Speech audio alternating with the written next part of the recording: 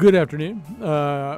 In a saner, cleaner, better world, we probably wouldn't have the conversation we're about to have. First of all, because things like this wouldn't happen. And second of all, because the politics of a thing like this would wait for a while, would wait until all the identifications had been made and maybe the memorial services had been had. And then maybe we'd begin in the public sphere talking about something like the Orlando tragedy. That's just not the way that it's worked out this time. But before we even get into that, I do want to just say, it's just important for us not to become the kind of society that forgets how just incredibly sad this stuff is.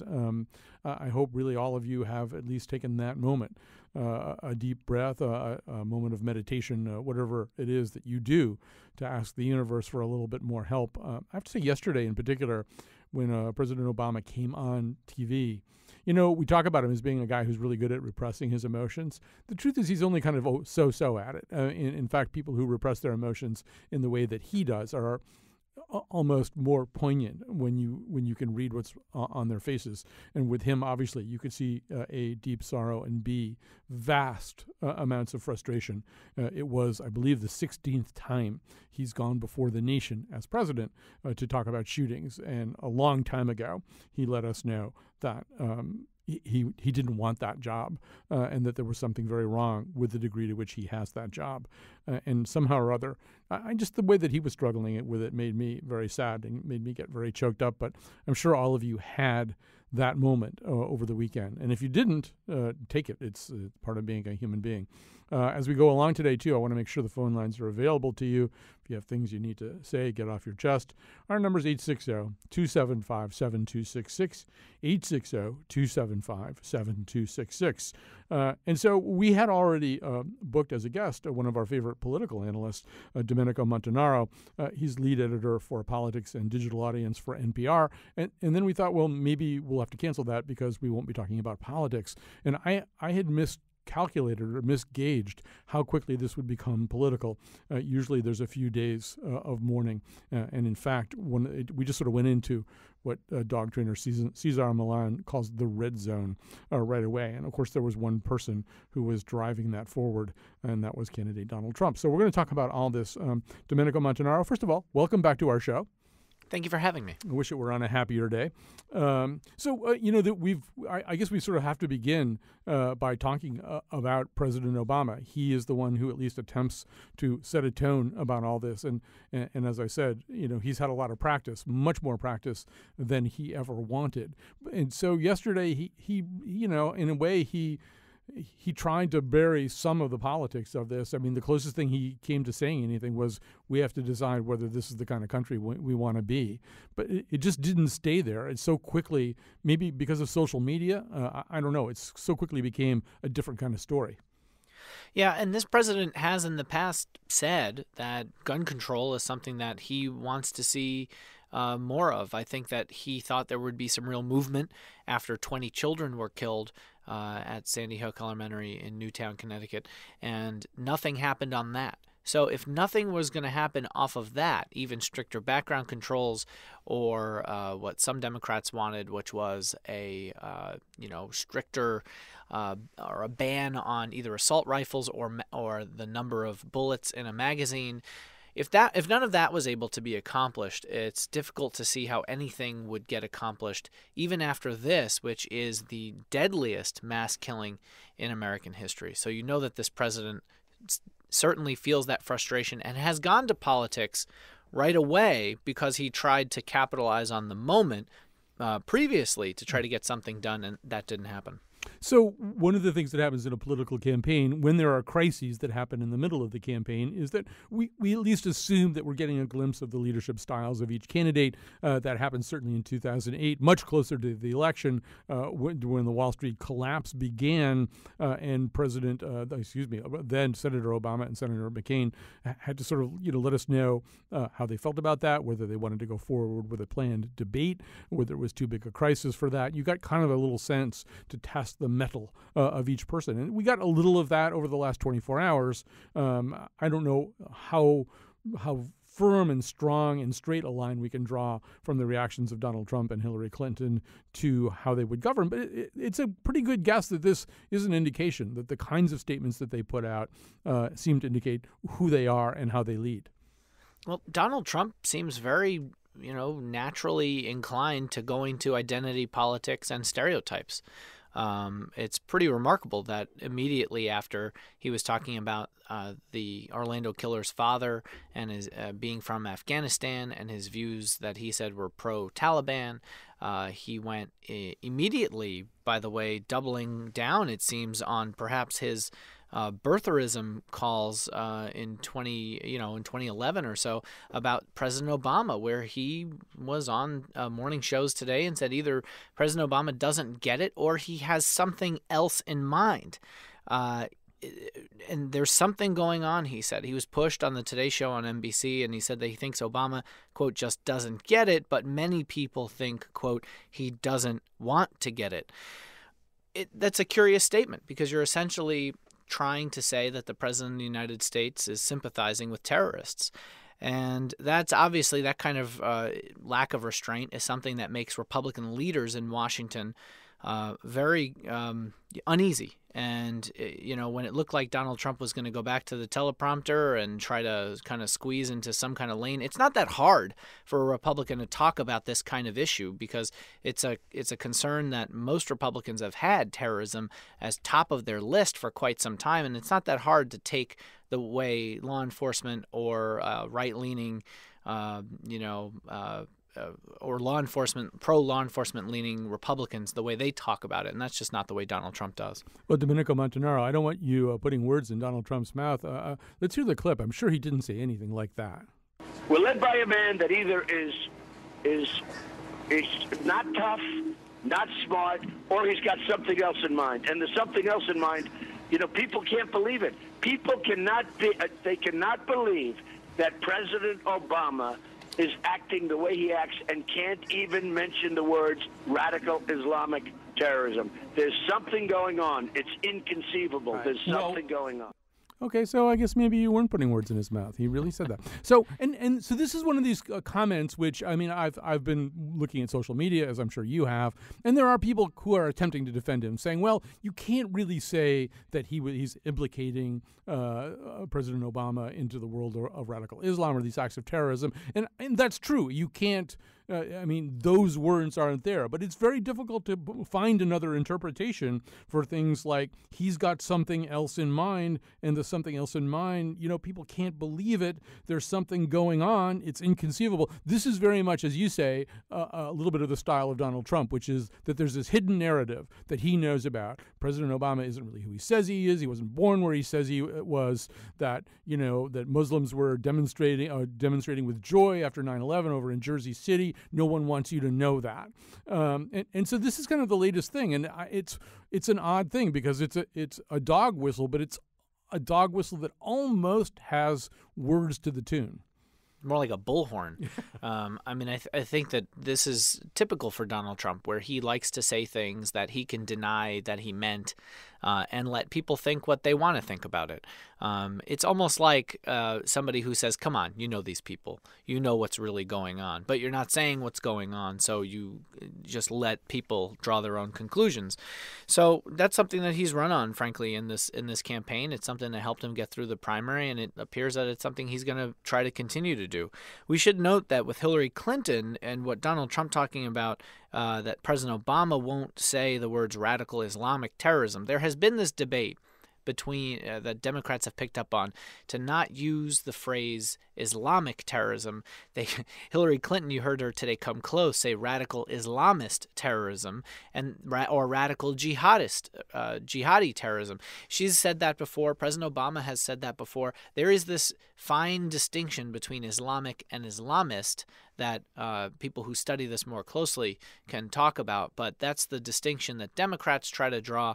Hillary Clinton getting a little bit closer to the phrase to sort of take it away from Donald Trump, but she said that she was less interested in words and demagoguery than she is about what should be done. And the policy is really an important thing. What do you do about lone wolves who people on both sides of the aisle will say are the most difficult thing? Homegrown extremists, homegrown terrorists are the most difficult thing to stop. I mean, this man appeared to have been influenced or inspired by the Islamic State, as FBI Director James Comey talked about a little earlier today.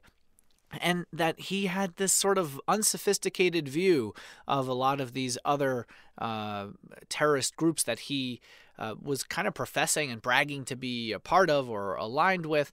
And the other issue underlying all of this is mental illness. His wife had said that he is mentally ill or mentally unstable. So regardless of religion, regardless of the fact that this appeared to be a hate crime against people who are gay and lesbian, mental illness is the underlying issue with a lot of this. So you have Republicans on one side going to talking about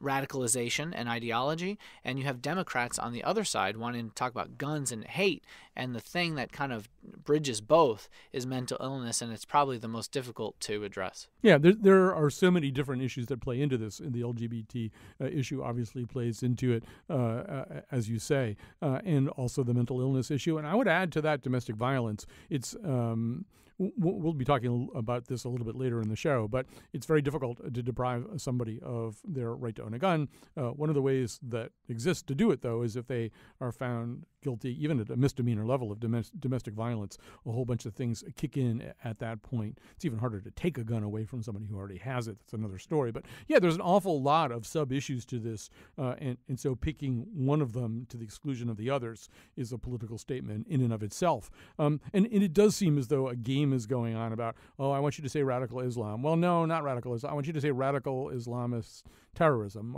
And I don't blame anybody who doesn't want to play that game. Domenico, over the last couple of weeks, Donald Trump has kind of run afoul of his own party mates over some similar kinds of comments he's made about a Mexican judge. And this time, though, I noticed that the Paul Ryans and the Mitch McConnell came forward over last week to say he doesn't think Donald Trump understands the issues very well, which is an unusual thing for a Senate majority leader to say about the candidate. He picks the right VP. Right, exactly. Yeah. But we're not hearing, at least right now, that kind of chorus. If people think that Trump is over the line, they're not saying it. Yeah, I mean, let's wait until they get microphones in front of them and people wind up asking them questions about it. I think everyone on Capitol Hill, Republicans on Capitol Hill, are dreading having to answer that question because they don't want to be talking about this. They want to be talking about what to do to solve the problem in their view. I mean, and radicalization is something that Democrats agree that is an issue. I mean, President Obama, in his presidency, I counted up back in December, at least half a dozen times that he called on the Muslim community, Muslim leaders to do more to root out possible radicalization in their communities. So while you're having a discussion and a debate about, language, there's a real policy need for what to do. And we're going to hear from Hillary Clinton today. We're also going to hear Donald Trump after her discuss potentially what their policies should be. Donald Trump has doubled down on his temporary ban of Muslims coming into the United States. That doesn't really address the issue of people in the United States and what do you do. He has talked about monitoring Muslim communities, but again, Democrats have a real problem with drawing such a broad brush to say that this is solely a Muslim problem. Domenico Montanaro, one of the stories that you probably would have been talking about today, had this not happened over the weekend, was the arrangements, if that's the right word, between Hillary Clinton and Bernie Sanders. Obviously, something is coming to an end. And I don't know what happens now. In other words, do they just postpone all those conversations? They could, on the one hand, use this as kind of cover to do whatever they have to do, work out whatever they have to work out. But one senses that Bernie Sanders probably wants a moment where he can, if he's getting out of the race at all, say that he's getting out of the race and why he's getting out of the race and what he expects in the future. And this wouldn't seem to be that moment. Yeah, more importantly, this threw off everything that both candidates were trying to do this week. Hillary Clinton was going to have a kickoff general election speech focused economically on Donald Trump because she already gave her national security speech, and that's been blown up. She's going to talk about national security again today and probably talk about Donald Trump. Trump was, remember, going to talk about all things Hillary Clinton and Clinton Foundation or Clinton scandals of the past.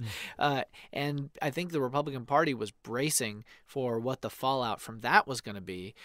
So that's just been all pushed aside. Hillary Clinton, remember, was supposed to start her campaign kickoff rallies with Barack Obama, President Obama, who would, by the way, be the first president to actively campaign, strongly for a successor in at least 100 years. It hasn't happened before in recent history. So that's now been delayed. They were gonna campaign together on Wednesday in Wisconsin, and like you mentioned, this Bernie Sanders meeting that Hillary Clinton's supposed to have Tuesday after or before the Washington primary here in Washington D.C. It's really unclear where any of this goes from here now. Democrats certainly want to unite sooner rather than later. And Bernie Sanders, interestingly, yesterday, after being on Meet the Press and appearing to have the air kind of completely come out of his campaign when he wouldn't answer if he's an active candidate anymore, then backtracked a little bit on that Sunday night and saying that he was still going to go all the way to the convention. So there's still some opening here for disunity that certainly Hillary Clinton and Democratic leaders would like to shore up. Well, Domenico Montanaro, thank you so much for your time today. I know this is a busy day and a busy week in a busy year for you. So thank you for being with us. As always, a pleasure. Thank you. All right. We're going to take a break. We're going to come back. We do welcome your phone calls and your tweets. 860-275-7266. What do you want us to talk about? 860-275-7266. What do you want to talk about? You can also tweet at us at WNPR Colin.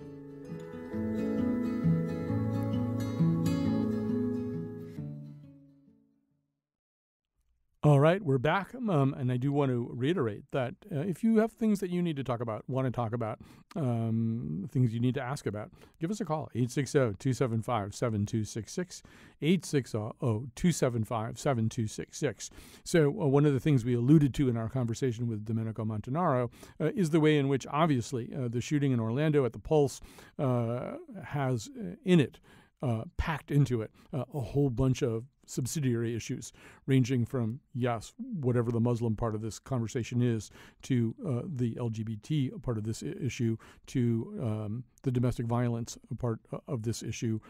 There are lots of things to talk about. The offender here was clearly not only homophobic, but also violent in his own conduct towards his spouse, and also apparently drawn to some of the rhetoric of ISIS. ISIS inspired, probably rather than ISIS directed, as far as anybody can tell.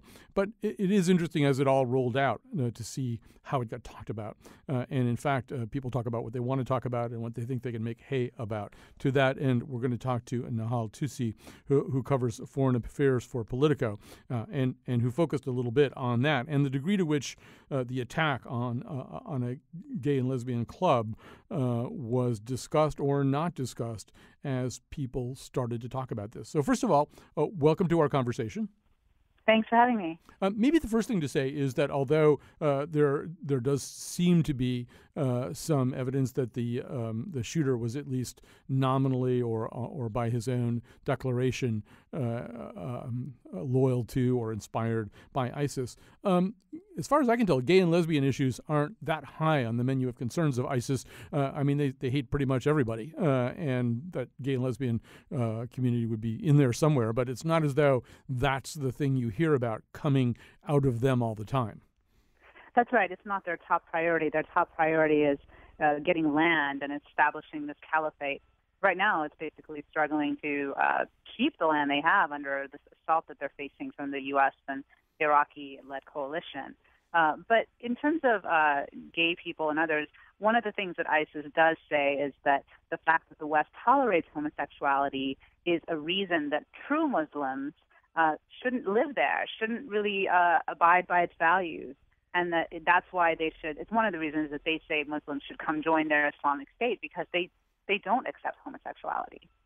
So I want to just read this very, I thought, stirring paragraph from a columnist for, of all things, Billboard.com.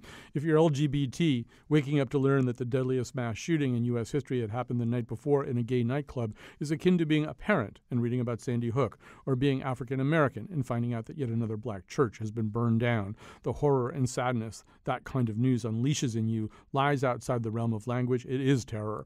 It's as if the bloodshed that transpired in the moments after closing time at Pulse, a popular Orlando club that brought together men, women, whites, blacks, and Latinos, as you can plainly see from the photos on its Facebook page, that robbed the lives of 50 people and injured over 50 more Sunday night, took place in your soul. So, as people have talked about this, and particularly as politicians have talked about this, they either have or haven't mentioned this, and the absence of mention is kind of noticeable. I mean, it's almost as noticeable as not mentioning that the Charleston shootings happened at a black church. But a number of politicians, Nahal, have actually done that, have talked about this as though it happened kind of anywhere. Yeah, that was very, very striking. I was tracking the statements yesterday morning and throughout the day, and I noticed that Republicans in particular wouldn't mention the fact that it was at a gay nightclub. They might mention that it was at a nightclub, but they wouldn't mention the LGBT angle at all. They wouldn't have anything that had specific reference to that particular community. That's not to say all Republicans. There were a couple of exceptions.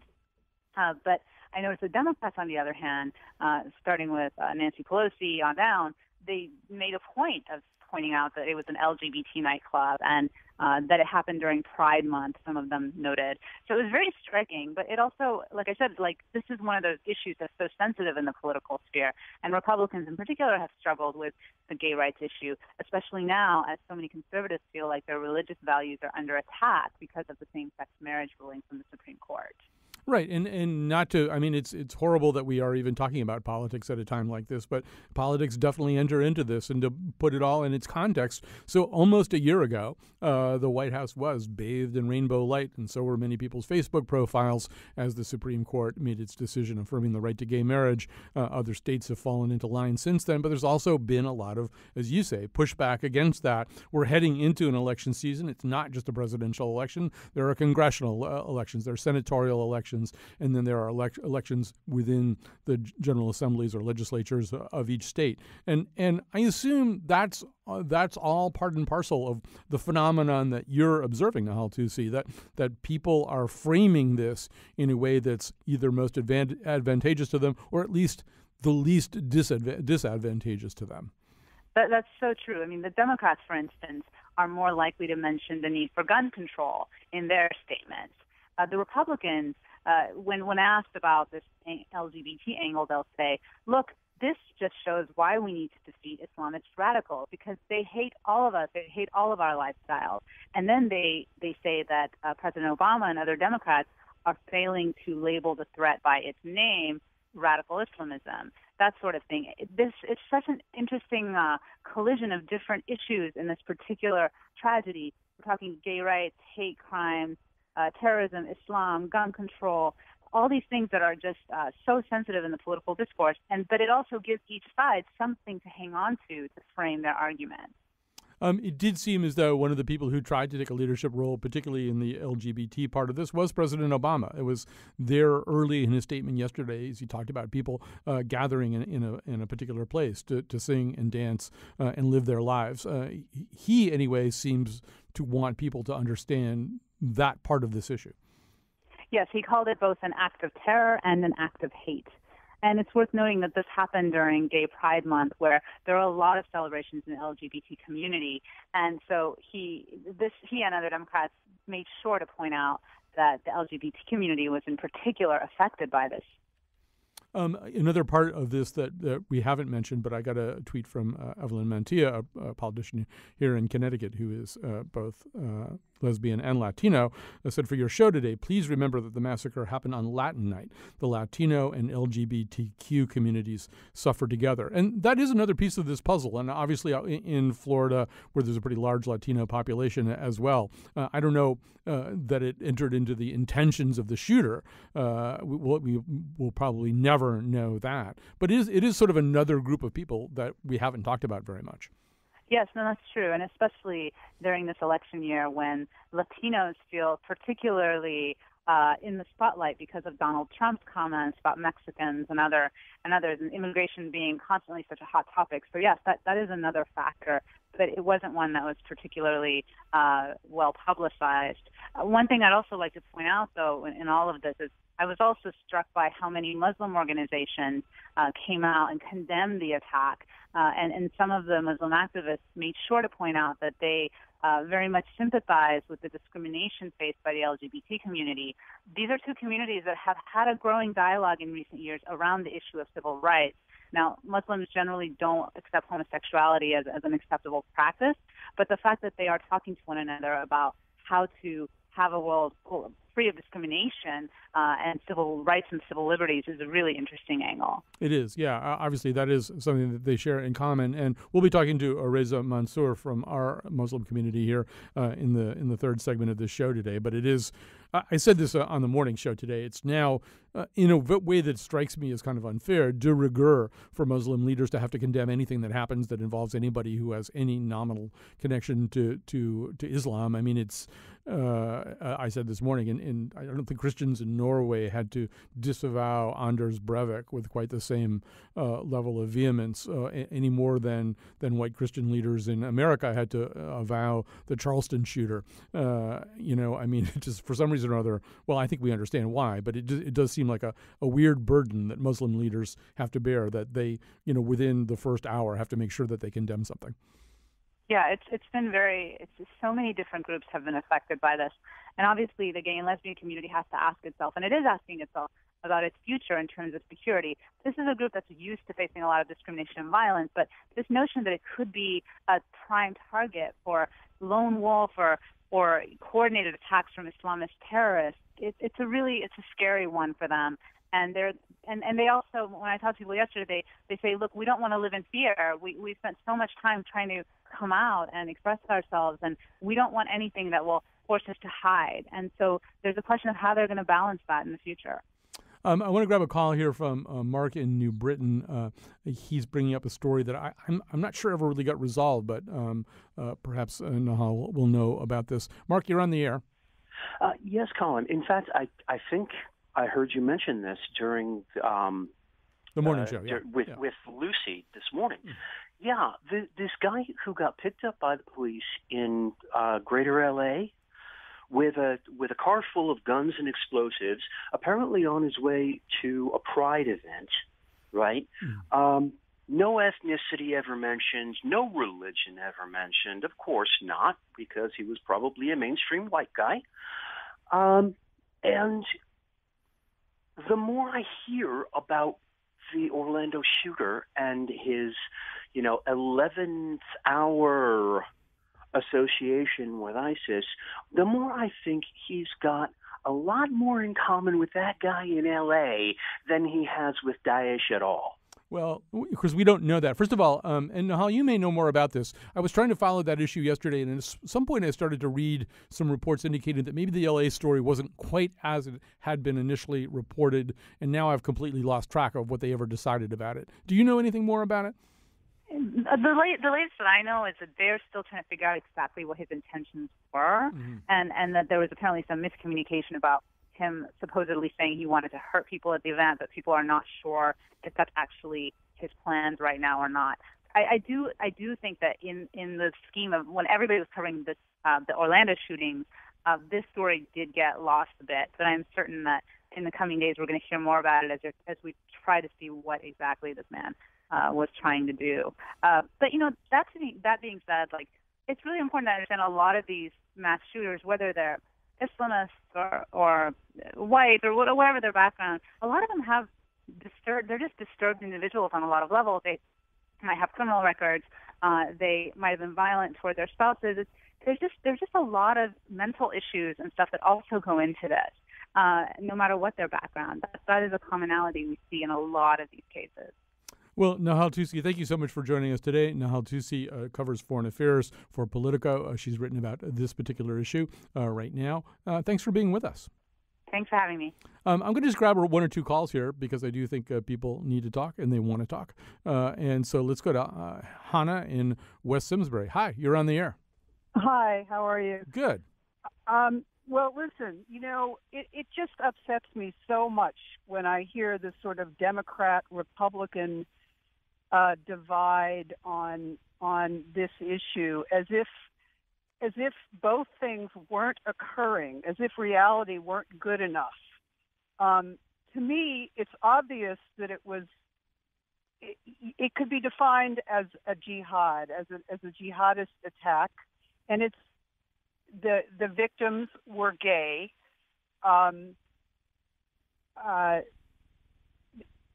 Why deny that it was connected to radical Islam? Are you still there? Yeah, I'm still here. Okay, so it was obviously connected to radical Islam, which has been creating havoc throughout the world. I'm not sure that's an incorrect statement, that it has been creating havoc and death throughout the world at the same time as we need gun control desperately, and that we have a problem with mass shootings. Nothing contradicts anything else. It's not an either or. It's not a Democrat or Republican. I voted Democrat all my life until this last election. I did not. I've had it with. I had had it with President Obama never mentioning radical Islam because it's simply too much of a reality in the world. Perhaps the fact that I'm Jewish, that I see what's happening in the Middle East. But, I just find this, those stupid Republicans, only see radical Islam and the Democrats only see gun control. I mean, the reality is this is a country that needs gun control. And the reality is that the world is besieged with the problem of radical Islam. I think you're right that problems are not exclusive of one another. And, but I think also it makes sense to wait and learn a little bit more about this situation. Is this guy analogous to, say, the coordinated attacks in Paris or Belgium? Or is this guy more analogous to, say, John Hinckley or Mark David Chapman? Is this a guy who was essentially crazy, who was going to be crazy no matter what faith he was born into, what ethnicity he was born into, and then picked up on the rhetoric that's out there right now, plugged into it, used it as kind of open source software for what he was going to do anyway? Or is he really part of some kind of ideological movement? Now, as you say, there is some evidence he's long been a part of an ideological movement that's been established in about 20,000 media outlets by now. Well, my goodness, of course he's long. His father had a radio show about Afghanistan, and he supports the Taliban. This guy has been espousing Islamic hardline beliefs for a long time. His coworkers say that. But he's also, perhaps he's very likely a lone wolf who just followed ISIS and knows that ISIS tells all lone wolves to call at the last minute 911. That's what they direct them to do. But what's the point? The point is that radical Islam, again, is a huge threat to the world. And in America, we also have the threat of mass shooting because of our obscene lack of decent gun control laws. You're certainly right that the two causes are not incompatible, and that we should be able to talk about each one of them. I do think that there's a sort of a semantic conversation that can be had, or maybe needs to be had, about whether you could be part of a movement if you never actually have contact with it, if you don't ever go to meetings or email back and forth with anybody, and it may turn out that he did more of these things than we know about right now. But can you really be part of a movement if, in fact, the whole thing is going on inside your own head? And people might ultimately decide to respond to that question in one of two possible ways. Maybe you think you can do that. Maybe some people think, no, that's not really a movement. That's your own insanity, just getting plugged into an outlet that's right there. Here's Joe from Hartford. I want to say our number, 860-275-7266, 860-275-7266. You're on the air, Joe. Hey, Colin, thanks for allowing the public to sort of, vent a little bit about this. I think it's important. I think there's many components to this, hate crime, terrorism, mental illness, politics, minorities. I'd have to disagree with your last caller, though. I don't think that this is necessarily terrorism, because I think that just plays into the fears. It's not avoiding reality. Almost all U.S. terrorist attacks, or so-called terrorist attacks, have been committed by Americans, short of 9/11. And Trumpisms are just, they're a mile wide and an inch deep, much of which stems from convincing the conservative electorate that a tyrannical government is taking away our guns. But I guess my point is I'm a concealed carry gun owner, and I'm angry now. I'm angry that the Republican Party continues to carry the water for the NRA, who have exploited and squandered yet another opportunity to take a leadership role. Instead, they resort to fear and anger at the expense of our nation's safety. And I'm angry about this. Well, thanks for sharing your anger, Joe. I do want to say, I do think this is terrorism. President Obama thinks it's terrorism. Hillary Clinton thinks it's terrorism, too. I mean, what kind of terrorism it is, what its well springs are, I don't think that's really been dissected yet. But if you target a specific population and kill a lot of them in a public space, I think that qualifies as terrorism, whatever the reason may be that you did it. All right, we're going to take a quick break here. Our number, 860-275-7266. 860-275-7266. We'll take more of your calls. We'll hear from a Muslim leader, too, after this. Who's gonna hear what I'm saying right now is from fear of nothingness.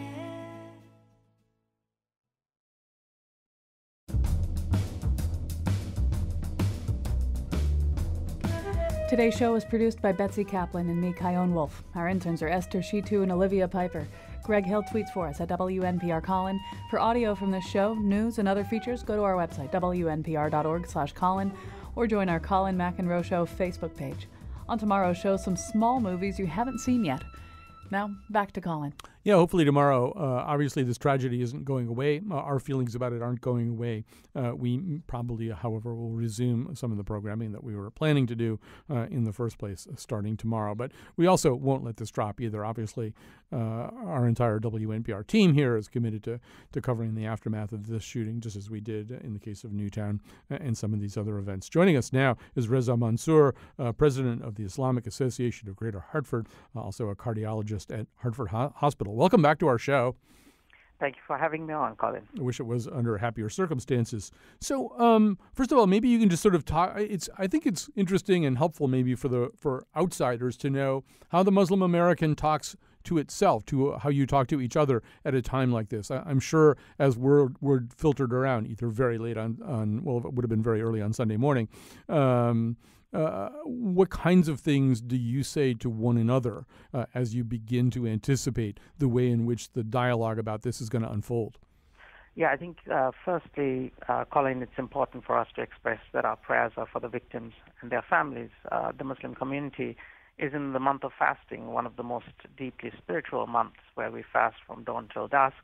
We're not even supposed to try to prevent ourselves even from saying evil words. So it's deeply sad to find that a Muslim, however disturbed he was, went to the extent of taking so many lives from pure hate.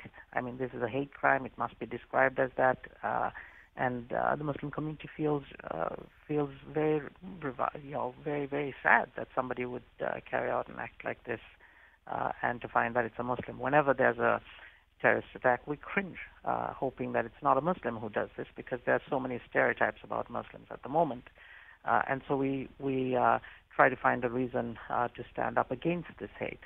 So the first thing I got was multiple emails saying we need to do something. And so the Islamic Association of Greater Hartford, I'm the president of the Islamic Association of Greater Hartford, is having a prayer vigil tomorrow at 7 p.m., ending with the breaking of the fast. So we will offer everybody who comes dates and water, which is the traditional food that we have when we break the fast. But we want to express our outrage at at somebody who takes the lives of so many people and is so misguided to do something like that. So on Sunday, I got a ton of emails saying, what do we do? And then we, South Anwar and other organizations organized the vigil yesterday at the state capitol where we were at to stand in solidarity with the LGBT community and the rest of America who are in mourning for the tragic loss of life. One of the things that I think people do want to know a little bit more about is how Islam does regard LGBT issues. Obviously, Islam doesn't necessarily always speak with one voice any more than Christianity does. Christianity has about 18 different possible positions on LGBT issues. But maybe you can talk about, first of all, how one might anyway interpret Islam and LGBT, and also what kind of dialogues are going on between the two communities right now, too. Yeah, I think Islam's position is very, very similar to that of the Judeo-Christian position with the story of Lot, the Prophet Lot, and his people. But I think we have to clarify that this, you can have disagreements with respect and dignity. It should never resort to violence against anything else. So we've had a very, very good relationship with the LGBT community in Connecticut. They've stood up against Islamophobia, the hate against the Muslims and the gay community is hate, and we have to call out hate for everything, for what it is, whether it comes from politicians or from media groups or from anything else. Hate needs to be called out. You can have a respectful, dignified differences in opinion, and that's what America is all about. We're a melting pot of different faiths, and yes, we'll have disagreements. But I think the fundamental issue is that this has to be clarified as hate, and we have to stand up in solidarity with each other against that kind of hate.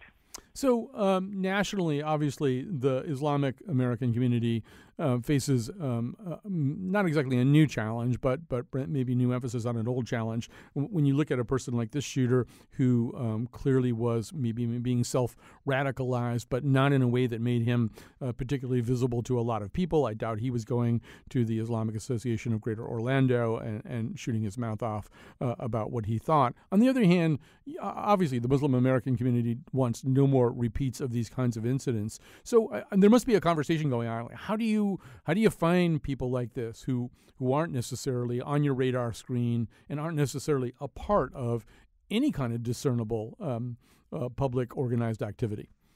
And this is the biggest challenge that we have, because it's very easy for us to tell our communities that come to the mosques on a regular basis that we need to stand up against the hate, we need to practice our religion as faithfully as possible, meaning serving humanity, loving God and serving humanity. I mean, this is the call of all the Judeo-Christian Islamic faiths and all faiths is to serve humanity. And so, as the Muslim Coalition has done, which is I'm on the board of the Muslim Coalition of Connecticut as well, we join with other faith communities and we serve in soup kitchens on a monthly basis. We build habitat houses together on a regular basis. We walk against hunger on an annual basis. So we do all of this, and we take our youth to it to give them a positive sense of American identity and a positive Islamic identity. I think it's extremely important we do that. With the loners, it's very difficult to know how to deal with them, because there are forces that are telling them, listen, you're either a good American or a Muslim. And those are forces coming down from the top presidential candidate, Donald Trump, to certain media. If you listen to Fox News, that's almost the constant narrative. And youth, like this particular person who's disturbed, mentally ill, whatever he was, get affected by that. And on the other hand, you have ISIS beckoning them to come to this utopia, this Islamic utopia, which of course we understand is not Islamic in any way in all of the other activities, that they do. But this is the dichotomy that they are faced with. And unfortunately, some people who are loners give in to that. And so we try to do everything we can do in the Muslim community to attract them to come to the mosques, to work with us, to participate fully in American life, especially in the good things that America offers and the good things that Islam encourages us to do, which is serving humanity in the best way that we can. Why don't we grab a call here while we have Reza Mansour on the air? I think Eric from Middletown has a question or a comment that he wants to direct. Hi, Eric, you're on the air. Hi, Colin. I want to talk about the notion of the expectation that regular Muslims will push back against this kind of insanity.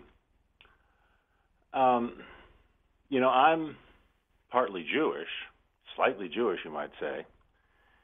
If it was the case that worldwide there were bands of Jews doing the sorts of things theoretically in the name of their faith that are being done supposedly in the name of Islam, for me, that would be probably about the worst thing, going on in my life. I would wake up every day and wish that wasn't the case.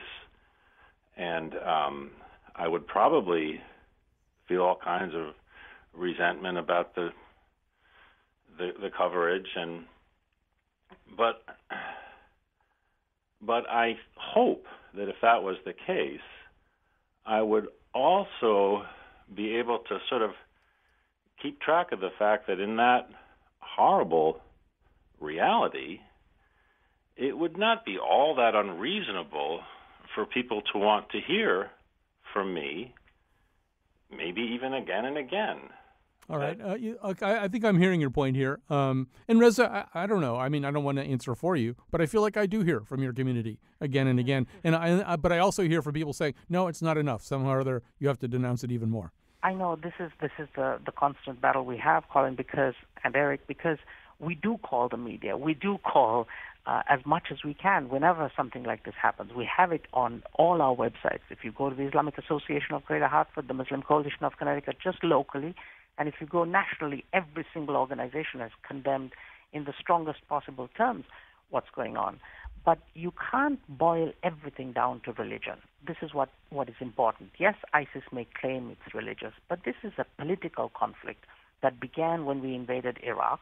This was a Sunni reaction to our invasion and the establishment of the Shia government.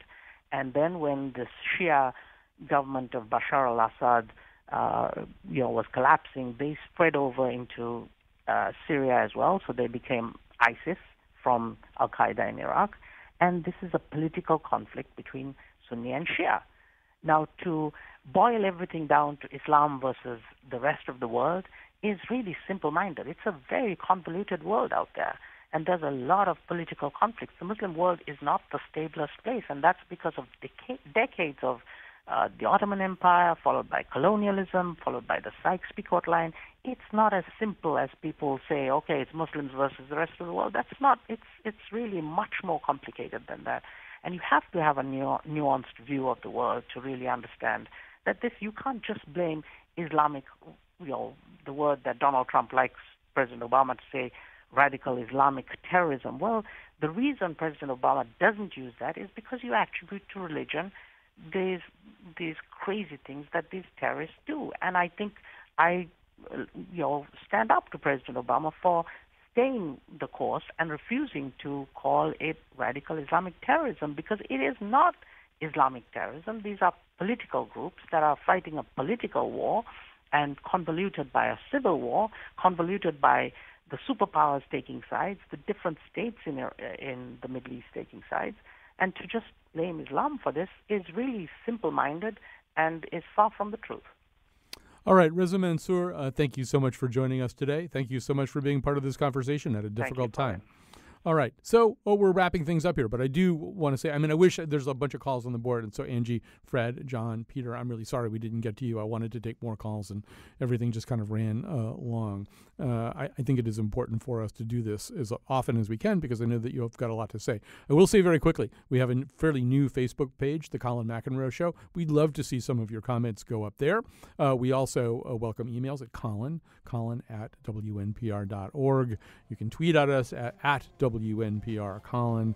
There's lots of ways to communicate with us, and we'd like you to do that in all ways. But anyway, if you're upset because we didn't get to you, I don't blame you. I wish we'd had more time to talk to all of you about your ideas. Feel free to email me. I'd be happy to have a conversation with you that way. Or as I say, go to our new Facebook page, Colin McEnroe Show.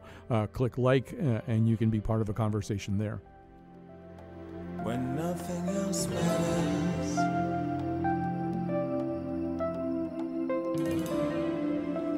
just don't know what's got into me.